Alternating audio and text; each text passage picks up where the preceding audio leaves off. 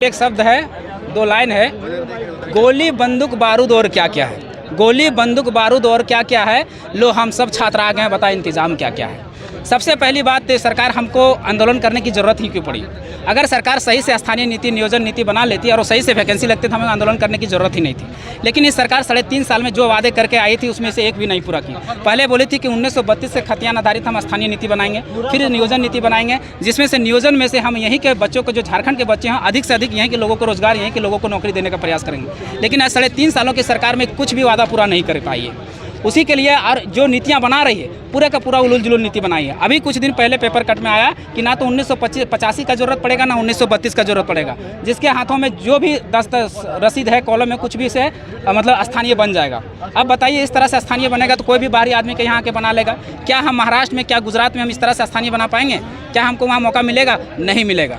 और ये जो 60-40 की नियोजन नीति है वो स्थानीय नीति से ही कहीं जुड़ा हुआ है। तो सबसे पहले कहेंगे सरकार को कि सबसे पहले सरकार परिभाषित करे कि झारखंडी कौन है। जब परिभाषित हो जाएगा कि झारखंडी कौन है, उसके बाद वो नियोजन नीति बनाए। नियोजन नीति में इस तरह बनाए कि 90 को हमारे लड़कों के लिए और 10 के बाहर के लड़कों के लिए, इस तरह का नियोजन नीति बना, 60-40 का नहीं। और जो ऑफिसर का पद है उसमें 75% या 80% हमारे लिए, 25% बाहर के लोगों के लिए, ऐसा नियोजन नीति बना। ये 60-40 का नियोजन नीति जब पूरा भारत में कहीं नहीं है, अगर कहीं भी भारत में किसी राज्य में है तो हमें मुख्यमंत्री जी आके दिखा दें, हम मान जाएंगे। लेकिन ऐसा कहीं नहीं।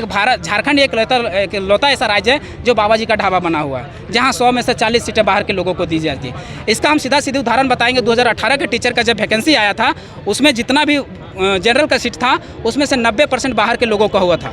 इसका उदाहरण है कि गिरिडीह और गोड्डा में 52 गो टीचर का वैकेंसी था, जिसमें से 48 गो बाहर के लोगों का हुआ था। केमिस्ट्री में 37 गो टीचर का वैकेंसी था, 36 गो बाहरियों का हुआ था। आपका संस्कृत में 56 गो टीचर का वैकेंसी था, जिसमें 54 गो बाहरियों का हुआ था। अगर ये 60-40 की नीति अगर पास हो जाती है और इसके आधार पर अगर नौकरी ली जाती है तो सबसे बड़ा दुर्भाग्य एक तरह से झारखंड को फिर से बिहार बना दिया जाएगा। फिर से उसको एक तरह से बिहार बन जाएगा और उस तरह हमारी जो नौकरी, जो हमारी रोजी रोजगार है, वो एकदम पूरी तरह से छीन जाएगा। हम वहाँ पर फाइट नहीं कर पाएंगे। कैसे? अभी जल छाजन का वैकेंसी आया, असिस्टेंट इंजीनियर का वैकेंसी आएगा। अब उसमें सारे पोस्ट को आप देख लीजिए तो 75 से 90% हमारा जो क्या बोलते हैं कैटेगरी है उसमें बाहर के लोगों का रिजल्ट हो जाए। इतना बड़ा दुर्भाग्य है इस राज्य का। तो जो जनरल का सीट है उसमें 90% बाहर के लोगों का हो जा रहा है। होगा अगर सरकार बैरिकेडिंग नहीं लगाती है, अगर घोरना नहीं घोरती है, अगर दीवार नहीं खड़ा करती है हमारे लिए, तो फिर क्या होगा? हमारी नौकरियां बाहर के हाथों में चली जाएगी। जैसे अन्य राज्यों ने भाषा के आधार पर बैरियर लगाया है, स्थानीय नीति के आधार पर बैरियर लगाया है, इस तरह से बहुत सारा बैरियर लगाया है। जैसे अभी उड़ीसा का हम नियोजन नीति पढ़ रहे थे तो उड़ीसा ने क्या बोला है कि he must to be able and read and write and speak Odia language, then form आप भर सकते हैं। अगर आपको ओडिया पढ़ना, लिखना, बोलना और समझना आता है तब आप फॉर्म भर सकते हैं। उसके बाद अगला कॉलम में उड़िया सरकार क्या कहती है कि आपको 7th क्लास कम से कम ओडिया लैंग्वेज में पास करना होगा, तभी आप उड़ीसा में नौकरी कर सकते हैं। इस तरह के वो बैरियर लगे। अब ना कोई छात्र ओडिया भाषा जानेगा, ना वहाँ फॉर्म भर सकता है, ना वहाँ नौकरी ले सकता है। लेकिन हमारे यहाँ तो भाषा का बैरियर ही खत्म कर दिया गया है। यहाँ हिंदी, अंग्रेजी, संस्कृत, उर्दू और बंगाली और उड़िया को यह क्षेत्रीय भाषा में शामिल कर दिया है। जो यहाँ की क्षेत्रीय भाषा है हिंदी।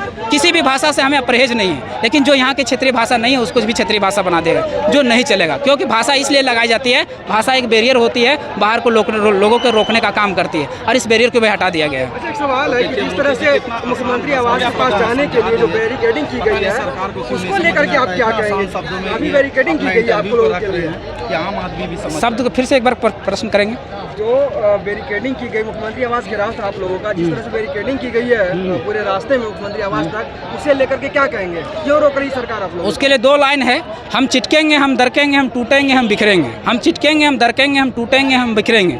इस मिट्टी से जन्म लिए, इस मिट्टी में मिल जाएंगे, पर अपने हक अधिकार से कभी समझौता नहीं करेंगे, कभी अपने हक अधिकार से समझौता नहीं करेंगे। जय झारखंड।